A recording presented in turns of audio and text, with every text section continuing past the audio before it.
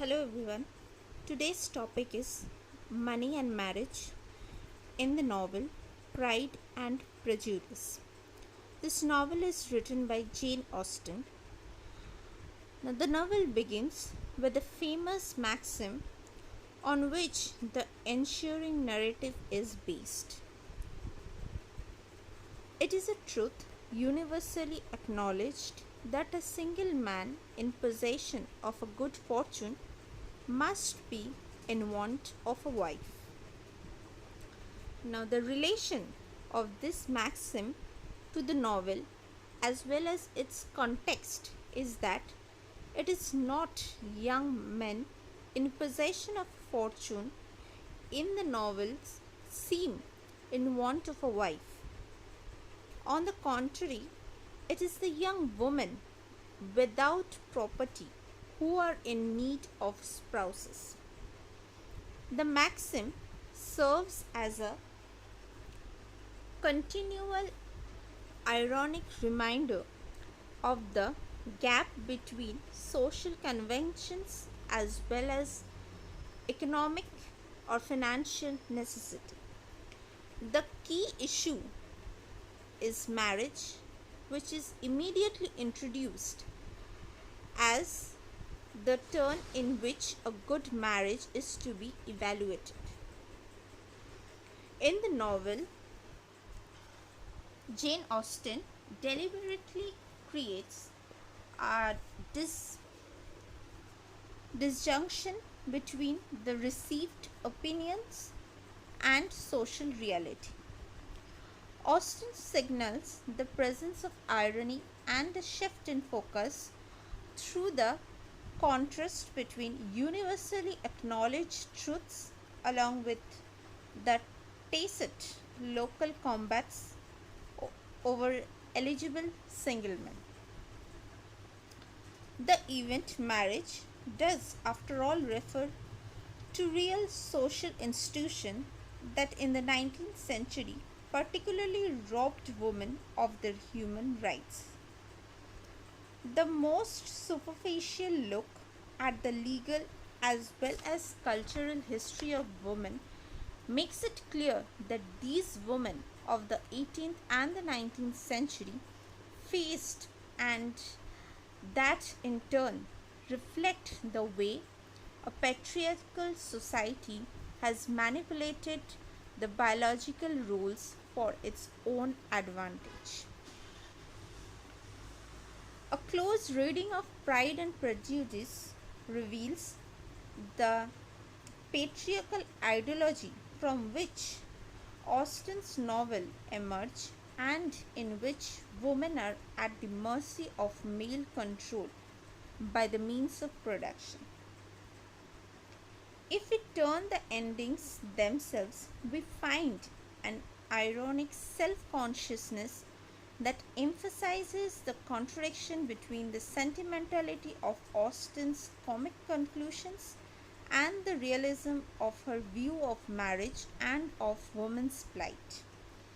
Austen's parodic conclusions measured the distance between novelistic conventions with their culturally coded sentiments and the social realities of patriarchal power. Marriage in Jane Austen is closely bound up with money.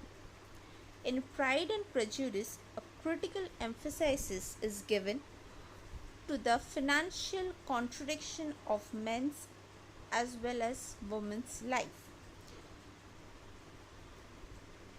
The entitled fortune, which so obviously benefits Mr. Collins and so restricts Jane Austen's heroine, is merely the epitome of an economic privilege that is granted to the men in general and of an economic restriction that is imposed on women. Thus, the central point states that the condition of economic life that has been favored to men but it is restricted to the women of the 19th century. Single men have an autonomy that daughters do not. And at the base of this difference in autonomy is the fact that men have access to money. Indeed, for all its reference to money and money matters, for all its consciousness of economic fact and financial influence, Pride and Prejudice is devoted not to establishing but to denying the force economic in human life. Male privilege and access to money makes men feel autonomous as well as empowered to control other persons, as and it could be seen especially in the case of women to whom they make advances. Real power in Pride and Prejudice, which is often observed, involves having the intelligence, the wit, and the critical attitudes of Jane Austen.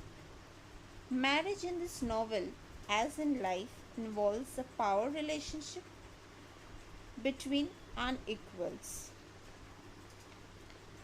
Pride and Prejudice furnishes a critique of the prevailing socio-economic basis of marriage and its inscription in the sentimental novel, while ultimately advocating a reformed version of marriage via the central courtship plot.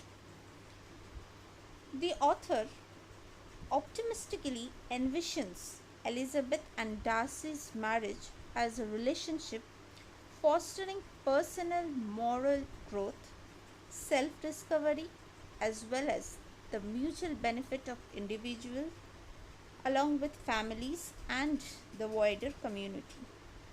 Therefore, marriage is the primary, or in fact, the single institution via which female protagonists in the 19th century novel achieved their identity.